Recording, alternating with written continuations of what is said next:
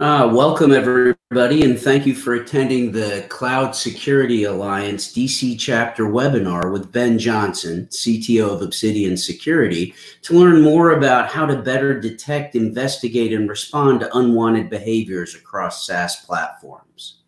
But before introducing Ben, I'd like to introduce the Cloud Security Alliance. We promote best practices for securing the cloud. We promote best practices for securing the cloud through research and educational programs, certification programs, and by being an authoritative source for information on cloud security for policymakers, commercial enterprises, and the wider community. Cloud Security Alliance has almost 100,000 members across over 100 chapters around the world. Most importantly, though, we're volunteer-driven, so everything we do from this webinar to research that the chapter develops depends on your involvement. So if you'd like to get involved, please visit our website at www.cloudsecurityalliance-dc.org.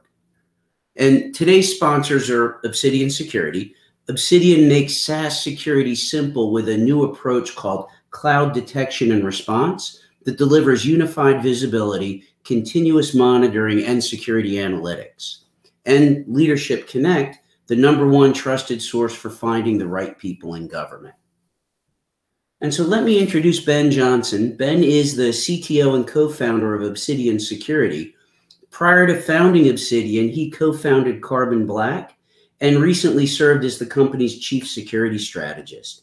As the company's original CTO, he led efforts to create the powerful capabilities that help define next-generation endpoint security. Prior to Carbon Black, Ben was an NSA computer security scientist and later worked as a cyber engineer in an advanced intrusion operations division for the intelligence community.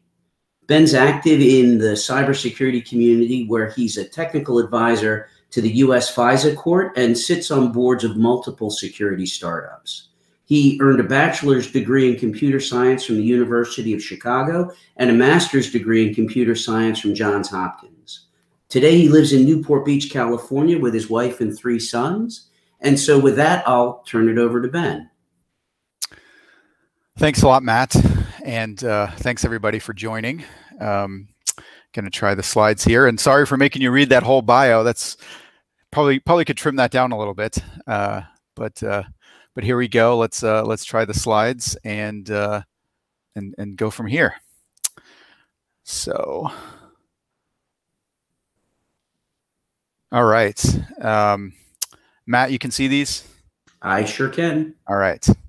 So hey everyone, here to talk really about detection and response, and more so applied to SaaS, right? And that's a big focus of what we do, and we get to spend a lot of time trying to think about how best to to do that. Whole bio, that's probably could trim that down a little bit. But here we go. Let's try the slides. And I'm hearing a little bit of feedback. I don't know what's going on there. So okay. So everybody knows, Matt, I think, the modern workplace runs on SaaS. Really about detection and response, and more so applied to. I'm hearing a lot of my own. That's a big focus. What we do, and we spend a lot of time trying to think about how best to to do that. There we go. Okay, so sorry about that. So modern workplace runs on SaaS. We're all using SaaS all day long. You're probably using it for email, for Zoom, for other chat and file sharing, collaboration. And in 2020, it really did help us. I think kind of continue business, right? I mean, my 4-year-old in preschool was like doing stuff online, and my other kids were quickly using Google Drive and Zoom to continue school, and all these other things, and certainly on the corporate and enterprise side, one office maybe became 1,000 offices, that kind of thing. So our users and data live in SaaS, so we have to think about that, right? And so as we do think about that, we have to think about, like, okay, are we doing enough? And my contention is that we are not, right? If you look at the importance of SaaS to the business, it's not usually reflected in the same level of investment on the security side, right? And I think one thing we have to keep in mind, and my friend said this to me the other day, he said, yeah, SaaS is outsourced IT. It's not outsourced risk. It's meant to really add efficiency, save cost, et cetera, but it's still up to you, at least for a big portion of what's going on in SaaS, to defend and mitigate risk and that kind of thing. And I think sometimes that's forgotten about, right? And so, especially this being Cloud Security Alliance, like I think everyone's quite familiar with the shared responsibility model of, the provider has a responsibility and, you or your organization has a responsibility. But the thing is like, are we actually taking that responsibility seriously? And are we pushing on the provider to take their responsibility seriously, right? And so certainly with SaaS, the very foundational technology, operating systems, infrastructure, et cetera, is on the provider. And then a lot of even the layers above that is on the provider. But really, once you get to identity and data and who's accessing the system and stuff like that, that's very much, on you and your organization, right? So, and we're talking about SaaS here, so you still have responsibility. Now, I'm going to talk more about our responsibility as a user of SaaS or, and a consumer of SaaS. But I do think it's worth mentioning a few questions to maybe ask as you're adopting new SaaS capabilities, just to make sure your provider is doing the right thing, right? So again, not going to spend much time on this. Want to get to more of the detection and response side, but just trying to figure out like what data is stored, where and how is that data stored? It might be all over the world and you thought it was only in the US, or did you know that your data is being routed through China? I know Zoom had a big issue about a year ago with that when everyone moved to Zoom and then realized, they might use data centers in a location where maybe you don't want your data. Who has access to it? And I think there's some other questions, like if you have a problem, like you accidentally uploaded something and you really need the provider to delete it for you, even copies of the, backup copies and stuff. Are they going to be responsive? Are they going to help? I don't know that those questions are always asked, right? And then, kind of access controls, SSO, MFA, those kinds of things. We actually talked to a provider and we didn't even think to ask them about MFA because it just seems such table stakes.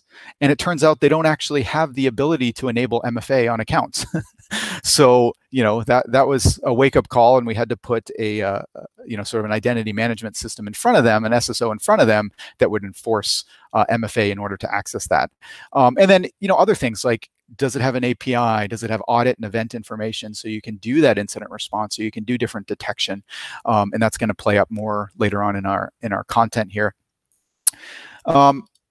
So back to your responsibility, right? So we're really talking about what is our responsibility. We talked to hundreds of companies, probably 400 or 500 companies now globally that we've met with, just in our journey here at Obsidian. And some are doing great, and others, like security, is still trying to figure out how to tackle cloud. And when they say cloud, they're probably trying to tackle both IaaS and SaaS, maybe PaaS as well. So trying to figure it all out, and certainly trying to keep the company safe and that kind of thing. But it is difficult because SaaS is often run or managed by an application owner, or maybe IT, but maybe not even IT. Maybe it's outside of the IT organization, right? So just trying to think about what we can do here. So SaaS is this, new frontier. It's probably not even new. I mean, it's been around a long time, but I think, we're now so dependent on it in the last couple of years with digital transformation, and then, COVID accelerated everything, and, that kind of thing. And I don't think people realize how interconnected some of these apps are. Everyone has an integration with everyone else. Make it easy to pull in your calendar, or pull in, you signed up a new customer in Salesforce. Well, we need to automatically notify everyone in Slack and things like that. And that's great. It just also means there's these kind of backdoors or other ways into these different systems that we have to be concerned with. And, it's not only that, it's that they're often always on, always reachable, right? They're meant to be these globally accessible services. But then when you start thinking about your users in these services, they might be oversharing, they might be authorizing stuff. We all know, like, employees are trying to do the right thing, but they don't necessarily know what to consider as they try to get their work done or install some app or something like that, right? And then, it is a newer area. Like, I think on the security side, most of us grew up looking at network packets or ripping apart, binaries and looking at malware and stuff like that. So there is a sense of like, this is a new thing that we have to build some expertise in. And I love what CSA is doing with trying to build education and the cloud matrix, controls matrix and things like that. And then, access creep, privilege creep, whatever you want to call it, like you give access to people so they go away. And then usually it's too much access, right? So if they get compromised or they decide to, not necessarily do the right thing, then it increases risk. And then finally, there's all these disparate systems and there's no real standards when it comes to audit logs or APIs or things like that. So, that just adds to the challenge. And if you look at it, even someone like Salesforce, in their documentation, they're telling you have to do some work. Like they might have some security controls, but you still have to go do audits and look for abuse and that kind of thing. So this really is the shared responsibility model, and we really do have to take our responsibility seriously. Now, what are teams doing when we start talking about detection and response? Well, you can read the bullet points here, and I'll go through them quickly. But really, it's across the board, right? It could be they're doing nothing. Nope, I'm good. Someone else is doing it. Well, sort of, maybe not really. They could be pulling in everything and throwing it into a more, into a data lake or SIM. They could be building a whole detection framework that actually incorporates SaaS. They could be doing very ad hoc security. So sort of see everything, right? From the most sophisticated to really doing nothing, trying to incorporate SaaS into risk assessments and build some, sustainable, like ongoing monitoring or visibility, or, maybe implementing vendor products like ourselves or, other kinds of products. So again, it's really across the board, and there's no specific, like every organization that we see or every organization out there is doing 1, 2, and 3. It's still quite varied. And a lot of CISOs I talk to are still trying to figure out like how to tackle it, right? They tell me, hey, Ben, the journey is going to end in SaaS. I know I need to do something. What do I do, right? There's still a lot of that just questioning about how to approach this. And I think it's really improving, but still some of that. Now, so how does detection and response fit in? So feel free to pick your own security framework. Could be NIST, could be other frameworks. Could be the controls matrix and things like that. I've been having conversations around some simplified, easy to communicate framework. And I wouldn't even call this a framework, right? I'd call it more just like how you think about security, especially if you're communicating outside the security team. But really what you're trying to do is you're trying to slow down the attackers. You're trying to speed up the defenders. And then in the middle is sort of the entire population of users that you're really trying to set up, controls or policy or training or other things to encourage them to do the right thing and discourage them from doing the wrong thing, right? And so I think when you think about detection and response, first of all, you're trying to speed up the defenders, right? So you're not trying to take weeks and trying to go through all these logs and other things. So first of all, I think it's very directly correlated to trying to speed up defenders. Now, when you talk about slowing attackers down, there is a prevention aspect, but even just, attackers need to accomplish some goal. And so if you detect them and then stop them, that's still slowing them down, right? So you are trying to slow down attackers as well, especially on the detection side. And then when you're doing all of this, especially if you're doing an investigation, you're probably going to uncover information that helps inform you like, oh yeah, it's clear none of our users know that this is the wrong thing to do, or, this user is doing the wrong thing all the time. Maybe we need to have a conversation with them, right? And so I think it also tends to helps the middle as well. So anyways, we'll come back to that. So when you think about SaaS security, and I know there's a lot of content, and we still have 20 more slides, so stay with me, and it's being recorded as well if you want to go back to it. What are you worried about? Well, really, first and foremost, when we talk to people, you usually want to keep adversaries out, right? Very, very natural, smart primary goal, right? You don't want your adversaries in there. You don't want attackers in there. Cool. Okay. And then you typically want to understand, what are your privileged users doing? Because that's such a key area of risk, right? I mean, they probably have the keys to the kingdom, or at least they can do more actions above and beyond regular users. So you want to understand what your privileged users are doing, and including changes, right? If there's new privileged users or changes to what privileges users have, that's very interesting.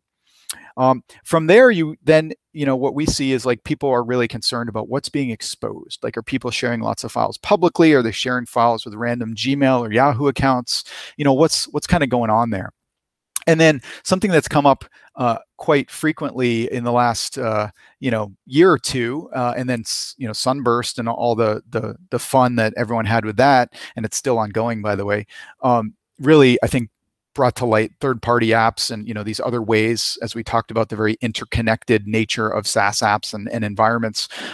That's a huge area, and it's not typically well understood. And a lot of times users have authority to just install an app that can then read all of their documents or things like that. And by the way, if then you're sharing documents with every user in your organization, then some of those apps could potentially have access to those documents too, right? And then finally, depending on your organization, you might have a very strong insider threat program, right? I've met some companies that really don't care about it because they don't have a lot of intellectual property or something like that. But most organizations do care about insider threats because it's just natural to worry about are people doing the right thing, and is there anyone that's sort of getting that malicious feeling. So that's how people tend to think about it. Now, what I'm going to do is I'm going to go through some various things to consider, and then we'll kind of circle on the detection side, and then we're going to talk a little bit about incident response, and then we're going to kind of circle up to some recommendations, right? And this is meant to ideally help you whether you've never done anything in detection and response in SaaS, or you're already doing some stuff in SaaS, and happy to be communicated with after this if you want to get really deep in a particular subject or something like that. But if you log into these native tools, right, into Microsoft, into Google, etc., they do often have some ability to go look at the data, right? The audit information and that kind of thing. And so, where people typically start is just who's logging in, right? Who's accessing these systems? Because quite frankly, a lot of times, as I think I mentioned a few minutes ago, the security team isn't really the ones managing the application. It's usually IT, or maybe not even IT. It's some other, application owner or business unit. So security is kind of left downstream, dealing with the behavior and the activity and, anything going on down there in terms of risk. So if you can get in and you can start to understand like who's logging in, where people are logging in from, that's a really good place just to start, right? And easy to understand, easy to see where, those logins are coming from. Now, the one thing that they don't necessarily make that easy is the geolocation aspect. And I am seeing providers try to improve this. And this, again, varies across, different SaaS apps. Every app is very different from every other app. But usually you'll get timestamps and the user and, was it successful, failed, maybe even was it SAML, was it, direct, was it federated, was there MFA involved? It really depends. In Microsoft, a lot of times the logs, they don't do any sort of geolocation. So to me, it's a lot more interesting to know what state or country or something like that someone logged in from, because there's just thousands of IP addresses, right? Especially in this world where everyone's working from home, have everyone logging in from, everywhere. And, you need to start to understand geolocation. So I think that's something they could, invest more in. But there's some useful information if you log in here. And then if you contrast that to G Suite, they're trying to give you some information as well, but it's still not great, right? I mean, there's a lot of enrichment left to be done. So, you're going to have to think about, what you're looking for and what you care about. Then I'm going to come back to that. You really have to figure out like what you're trying to do when you do, detection and response, especially on the detection side.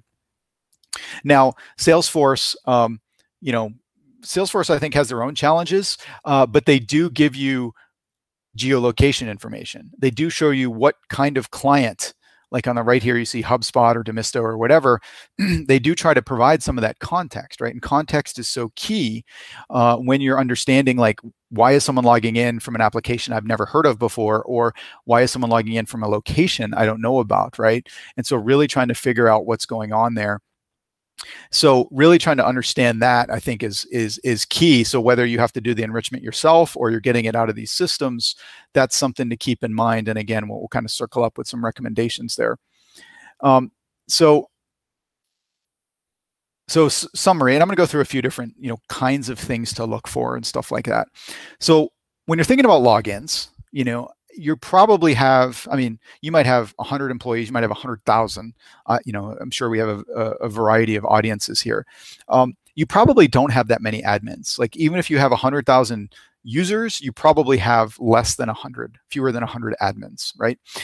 So if you start with admins and like who's logging in, where are they logging in from, what times are they logging in from, that's usually a good thing to try to set up some detection rules around. So that's you know, kind of the first thing I would start with.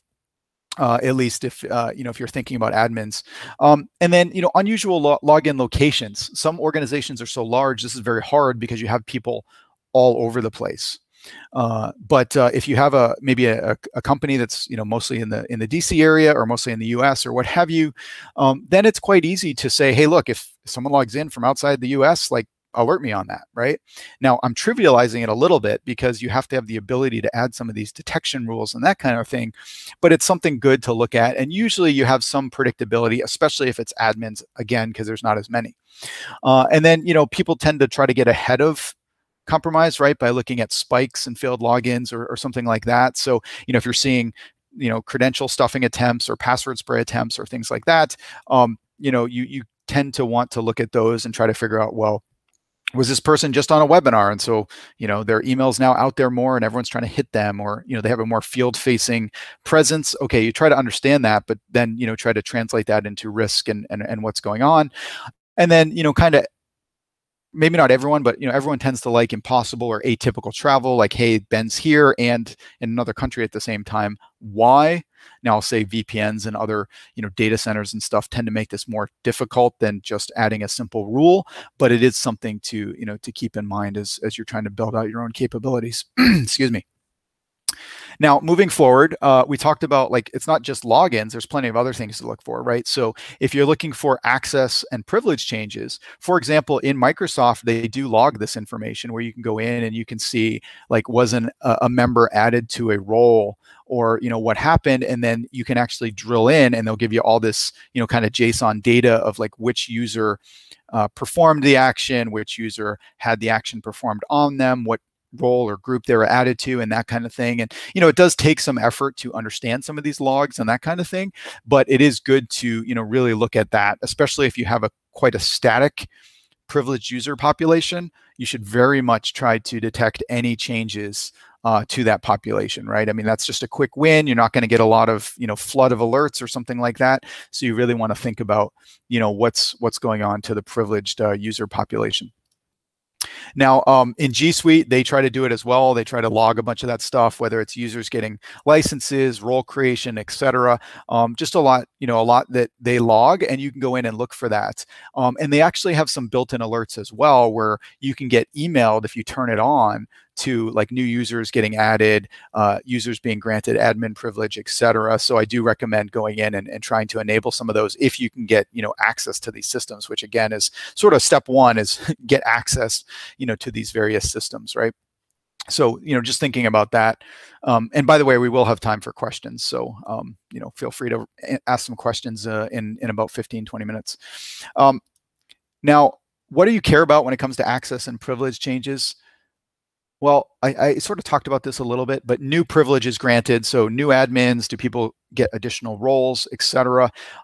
That's huge. You want to keep an eye out on that, right? Did the O365 admin just give this new consultant like full global admin rights or something like that, right? Maybe that's legitimate, but it should be rare enough that you'd want to alert every single time on that kind of thing. And same with removal of privileged access, because it shouldn't be that common, and anything that's rare and has a big impact or potential impact on your environment, you should alert on, right? So if it's rare and has a big impact, absolutely you want to alert on that, whatever it is, because you're not going to get flooded and it has a big impact on the environment. Beyond that, there could be specific grants like mailbox delegation that, you know, gives someone else access to certain data or adds data exposure, especially if it's a privileged user, right? That's, you know, sort of granting out some of that access to another user. And then, can you correlate different accounts to your source of truth? So maybe, you know, Azure AD and Microsoft is your source of truth. Maybe it's Workday, maybe it's, you know, some other system, maybe it's, you know, Google or Okta or whatever. Like, I think one of the things that we see a lot is people are trying to figure out, like, the source of truth and then correlate that to the accounts in the individual SaaS apps, right? Because if Ben just got his Okta account turned off and that's the source of truth, but he still has Gmail or Box access or what have you, that's very important from a risk perspective. And you're probably also going to get hit by auditors and or compliance requirements on that, right? Because the SLA around when an account has to be terminated for someone who's leaving the system usually is a pretty short time frame, right? So just trying to do that in addition to just, hey, random new account shows up in Office 365. Oh, it's actually the adversary creating, persistence, creating ways back in. And then, finally, around when you're talking about access or privilege, keeping an eye on interns, contractors, consultants, service providers, because they tend to come in and leave, and their accounts come in and don't necessarily leave. We see that all the time. We see, oh, this consultant left 3 years ago. He's still a super admin or system admin in Salesforce or whatever, right? So you really got to keep an eye on those things. And so, a little bit of this might be hunting, but if you can convert those into detection rules, that's going to save you a lot of time and find a lot of interesting stuff, right? Now, admin activity, just in general, not talking about, sort of login or changing in privilege, you probably want to audit what's going on in admins and then start to think about, like, what do you care about? And then try to detect certain, events, certain activity, right? So, in G Suite, they have a whole system. You can go in and look at, what's going on by the admins. It's kind of good to do an audit, especially this is good if you're doing incident response, but certainly on the detection side, start to see, like, who's suspending other users or doing things like that. And, in Dropbox and Box, they have a bunch of this too. So you go into Dropbox and you say, hey, I want to look at certain activity, or same with Box. Now, I will say some of these systems, it's not as cut and dry. So something like Google, you go in, G Suite, Google Workspace now, you go in and you say, show me the admin activity. Where some of these other apps, you actually have to pick and choose which sort of event categories actually are admin activity. So it takes a little bit more of a learning curve to get up and running, but to figure that out. And then you can start to look at what's going on. And then if you want to detect certain events or, alert on certain things, you can do that. So the data is there. It might take a little bit more of a learning curve or of analysis to get there. But it is good to go in and do these, especially some of these where, if you're using Dropbox or Box or other file sharing platforms, you're probably storing a lot of sensitive documents in there, right? It could be patents, it could be agreements, could be data for your law firm or whatever. We sort of see it all. So go in there and really, just start to think about, like, what are my admins doing and what should I be, sort of looking for, detecting, et cetera. And continuing on, excuse me, let me take a drink for a second. Continuing on, another thing that's, quite concerning is broadly shared files, right? So this tends to be a big concern, and it's not quite well set up in most environments where, can you get flagged? Can you receive an email as soon as anyone in your environment publicly shares a document in Google Drive, in Google Docs, right? Now, what you can do is you can typically go into G Suite or some of these other applications and find the data, right? So you can find the data and start to, sort of review what's going on. Now, of course, in detection, you're not trying to review a bunch of stuff. You're actually trying to, be alerted. So it's less of a manual, sort of hunting or review step. But regardless, it's good to know about some of this data so that you can go in and sort of review it or look for it, and then ideally build, detection rules off of it. And then, as I mentioned a little bit, OAuth third-party apps, a lot of these systems you can go in and try to review, like, which users are kind of the, doing the most when it comes to authorizing third-party apps or OAuth apps. You can go in and see which ones are maybe just for a user, which ones have broad access because an admin installed it and gave it access to everyone's, calendar or Google Drive, et cetera. But, really, I think it's an area that people need to be concerned with, because if your user installs an OAuth app, that right away bypassed MFA, right? I mean, the Oauth app now has access, especially if an admin did it. So I would say, especially on an admin side, if an admin is installing Oauth apps, you want to be alerted every time, because that should be quite rare. So, just more things to think about as you're going. So when we're talking about this various, sharing and things like that, think about, like, what are the scopes? What are the grants? Are people just granting an app access to verify their email address? it's probably not that big of a deal. If they're granting full mailbox access, okay, bigger deal. If it's an admin granting access to everyone's mailbox, okay, huge deal. You know, might be the right thing, but you want to be alerted to those kinds of things. So you want to think about that. Sharing externally, especially if you're sharing externally and there's no expiration, you know, probably everything should have a half-life. So when you share it, it eventually expires. Or similarly, there's no password or no other restrictions. And then as I talked about, system level apps that grant access to all accounts. So, you know, really wanting to just get a sense of what's going on in this kind of activity, right? So I said a lot of things there. There's multiple areas of interest to think about. A lot of what I was showing was just giving people a quick sense, and I know this is, you know, quite a quick thing. It could be a whole week of, you know, classes.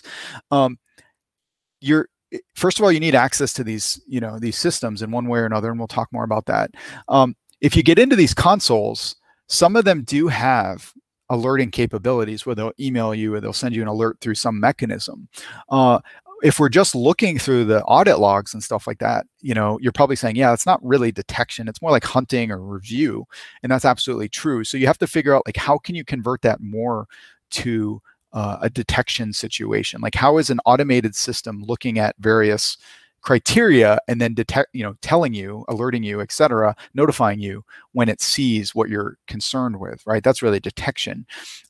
So you got to start, you know, thinking about that. And if you haven't done anything, like, at least start looking through some of these audit logs or other systems like I've been showing you, because you got to start. You got to start understanding what's going on in these systems, and then try to figure out how to best automate the detection and, you know, then convert that into part of your overall security stack, right? So you got to think about that, figure out efficiencies, internal team considerations, et cetera, right? Now, we talk about response. You know, what's the goal? Well, the goal is, you know, probably around like making it faster for your defenders to analyze the situation and, you know, take some remediation actions. Maybe it's making them also have more confidence in conclusions that are being found, right? You're correlating maybe multiple data sources, et cetera. But really, it's a very similar process to any other, you know, incident response situation, whether it's endpoint or network or other, you know, other parts of your environment. You really just need to assess the situation, like, what's going on? Do I need to spend more time on this, or is this, you know, false positive, whatever? And then you need to understand who's involved, right? SaaS is really about users and accounts. So it's usually tied back to a human. It could be a system account, but it's really tied back to a person, a human, you know, that kind of thing. So who is this person? Like, what do they typically do? What's their job function? What other accounts or privileges do they have? So you have to think about that. And that goes into, you know, part of the determining the impact, like the scope, you know, what data was involved, what privileges does this user have, what happened? And then you formulate the response. What action needs to be taken? You know, how can I take it? And I think one thing to consider is when you actually need to stop the bleeding and remediate and that kind of thing, you know, a big feature set in the endpoint space was the ability to reach out to someone's endpoint and stop malware or whatever it is. Now, it's a different situation in SaaS because your administrator can shut down the accounts, right? Endpoint's a little different because the laptop could be overseas or whatever. And so you really do need a way to directly, as a security team, connect in. But what I've seen is a lot of security teams don't necessarily, some of them do, and it's I think very effective for them, but you don't necessarily need the ability to actually take action directly yourself, as long as you can communicate with the administrator of the app, you know, of the app, to then shut down this account or suspend it or unshare this file, right? I think efficiency would be that the security team can take action themselves. However, it's just a different equation, right? Because you're calling one O365 admin and saying, please lock down this account, versus you have 50,000 endpoints and you're trying to figure out like which endpoint and how to shut it down and, you know, stuff like that. So just something to keep in mind there.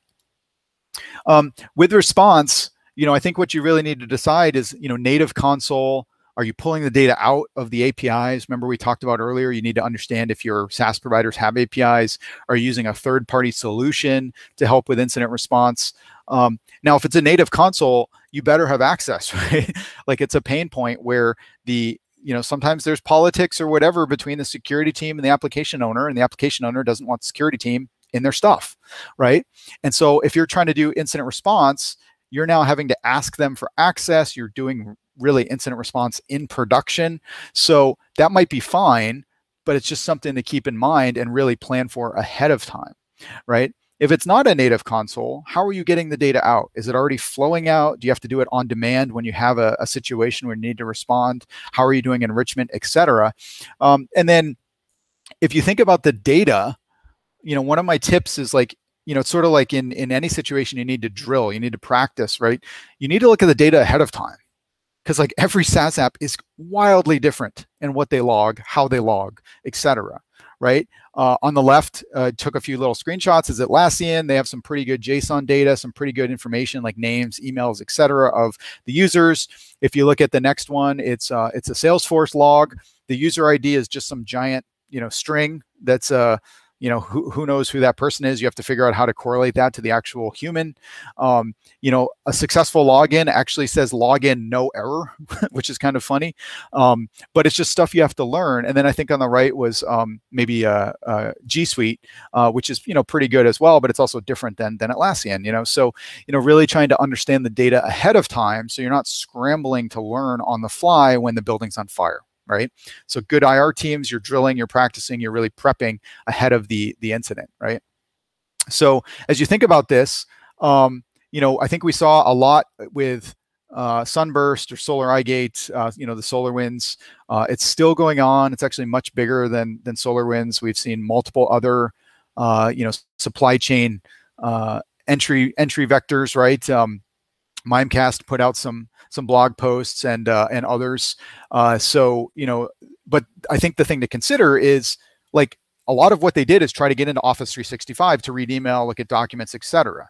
And it's not necessarily specific to Office 365. It could be Google or Box or, Okta, other things. So it's just now like we're seeing that on-prem actually is a pivot to cloud, whereas it used to be cloud is a pivot to on-prem. With so much in cloud, like now cloud is the destination, it is the target, and there's plenty out there. I'm not going to, flood you with SolarWinds type news or activity, but we're seeing a lot. There's a lot of concern now for third-party apps, service principals and everything else related to this. And happy to offline talk about it more. So as I wrap up here a little bit, you got to turn on logging and auditing right now. Like turn it on. If you've never thought about it, you might actually not have logging and auditing enabled in some of these applications. And you don't want to have an incident and then you go to respond and it's like, oh, we haven't, the provider has not been recording any logging. So go make sure you've turned on your audit logs. If you do nothing else from this talk, please go do that. You got to get ahead of it. Enable native alerting. Right? Some of these systems don't have much in the way of alerts. Others do have quite a few built-in alerts where you can say, yeah, I care about this, and I care about suspicious logins, I care about new admins being added, etc. You might as well get whatever comes out of the box turned on. If it starts to flood you or something, then you turn it off, or you send it to a different more noisy part of your kind of triage process. But turn it on, right? And then pick something to focus on. I just went through a ton of stuff, and we've only been talking for like 30 minutes. And you probably have hundreds of SaaS apps, right? If not, you probably have dozens, right? So pick something to focus on. What are you going to focus on? What's your threat? Is your primarily threat profile foreign adversaries trying to get in? Is it primarily insider threats? Like what is it? And then use that to inform an area to focus on, and then figure out how you can translate that into detection rules, incident response, triage, et cetera, right? Determine what app, right? It's not just about the area. It's like, you probably have some app for submitting expense reports, and maybe that's all it does. That's way less important than Microsoft 365 with all of your SharePoint, OneDrive, Teams, mailbox data, et cetera. It's way less important maybe than your Salesforce data with your customers, right? Things like that. So, pick something, and really start there, and then consider the risks of data exposure. Like I know it's hard, and data flows like water, right? It moves fast, it's everywhere, but just if you can start to understand what kinds of data are being put in these different platforms, that also helps with how you focus, how you prioritize, right? And I know this is like security 101, but I think it's good to call it out. And then, I really do believe you need to centralize telemetry. Like you don't want to be diving into all these different native consoles. You want to be pulling the data back together, even if you're just throwing it into your own like Elastic search or, something like Snowflake or something like that. Like if you're throwing it into a data lake, at least the data is all centralized. And then you can start to figure out how to correlate it if you want to do your own enrichment, but you have the data. You can store it maybe for a year or whatever. A lot of times the native platforms will store it for 7 days, 30 days, sometimes 1 day, sometimes a little bit longer. So make sure you check on that as well. And then, again, choose between, how are you going to approach this? Like maybe native capabilities is enough. That's great. Maybe you want to build this system or tie it into something you've already built. That's great too. Or maybe there's vendors, right? And, we would happily talk to you, but regardless, please try to do something there. And if you're not sure where to start, like, here's a simple example. Can you detect admin logins to Microsoft from outside the US? Like, how would you do that right now? Like you as a security team without bugging other humans, how would you do that? If you can't do that right now and you're dependent on Office 365, I would start to think about that more. Like, okay, how can we build some quick detection system or, get some alerts directly from Microsoft or use a data lake or use a vendor or something? And that's just an example. Feel free to pick whatever example, but if you're not sure where to start, like that's a good place to start. Admin logins to Microsoft from outside the US, especially if you're primarily a US company. Now, wrapping up here, we talked about this. What's your framework? Are you trying to, whatever framework it is, how does this map to your framework? I really believe in that. It could be NIST, could be very much like the MITRE framework, that kind of thing. I think this is a simple way I've tried to communicate in various talks around, like, you can slow attackers down, you can speed defenders up. You probably need to do both. And then you have this whole, population that you're trying to make sure they do the right thing. And by default, they just sort of, have good hygiene and stuff like that. Just showing you real quick in Obsidian, we try to make all this easy for you. We pull all this data together, we enrich it, we give you all these out-of-the-box detection rules, really try to make it fast for incident response. And we're used by professional incident response firms every week, including in a lot of very interesting situations over the past couple months. So happy to talk to you if something we're doing fits with one of your projects or one of your concerns. Would love to chat with you. And with that, I think we're done and ready for Q&A. All right, Ben, can you hear me? Yes. All right, let me do this. I'm just gonna put this up. Let's see here. Just so everybody can see this CSA-DC contact information here. So we do have a couple of questions. First question here is, I guess, how difficult is it to monitor application access to databases? And is this important? I think the important question, it's hard to say. I mean, by default, yeah, it's probably important. It depends on what data's in there. It also depends on what other priorities you have and tasks, right? Every security team is pretty much stretched quite thin. But let's assume for a second you have some very sensitive, data in the database. Usually databases will log who is accessing it.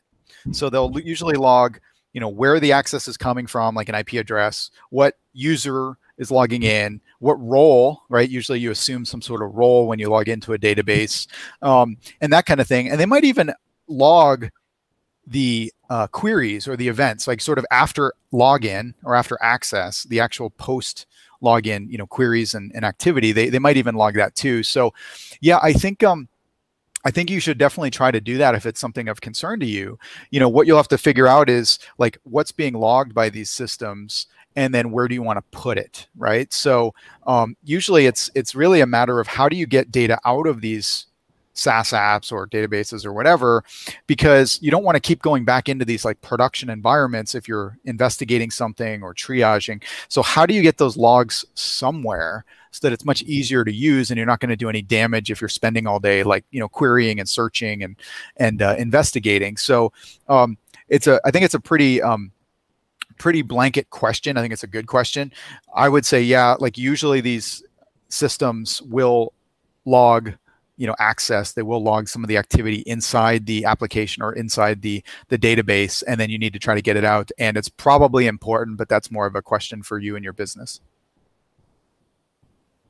Great, thank you. And then let's see, we have another one here. Can you negotiate data retention requirements with SaaS providers? I think so. Usually you can pay, right?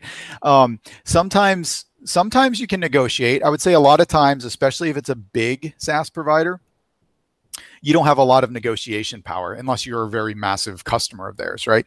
And so I'd say a lot of times you're not going to have a lot of negotiation power in any of the things we talked about, whether it's whether or not they encrypt your data, all these other things. A lot of times the SaaS providers are bigger than you are, and it's hard for them to do, different things for every single, client or customer of theirs. So I would say a lot of times you can maybe purchase longer retention or something like that. But it also depends on what kind of data you're talking about. I think if you're talking about like audit logs and event data and more like the security telemetry, I think it's usually better to just get it out of their system, as fast as possible, because you don't really want it sitting in the system where the potential, unwanted activity is occurring. But also if you get it out, then it's really up to you how long you retain it. Now, the last thing I'll say there is, sometimes like with different license levels and stuff in like Microsoft, for example, you can retain data. And I think I was reading the other day, if you have one of their higher license levels, you can actually retain some of the logs. It really depends, but some of the logs up to 10 years. But again, you usually have to kind of pay for those extra tiers or extra retention. So I would say Microsoft, maybe like Google or some of these others, might be a little bit more mature in allowing you to kind of purchase more. But most of the SaaS providers, they're not really going to have a lot of flexibility around retention of these logs. Oh, okay. Thank you. And then the last question I've got is, can we find a copy of this slide deck? Yeah, I'm happy to share. I don't know if you all, Matt, at the CSA tend to have these posted, but I'm happy to share it. And, you can reach out to me at bjohnson@obsidiansecurity.com, or, we can figure out through CSA how to get it to the audience. Perfect. Now, I know that the recording of this will be posted. I'm not sure about the slide deck itself. So actually, I would say if you have a question about that, please email the info@Cloud Security, and I can get an answer back to you on that. All right, I think that's it for the questions, Ben. No, this was great. Thank you very much for the information. I don't know about the rest of the audience, but I certainly found it informative.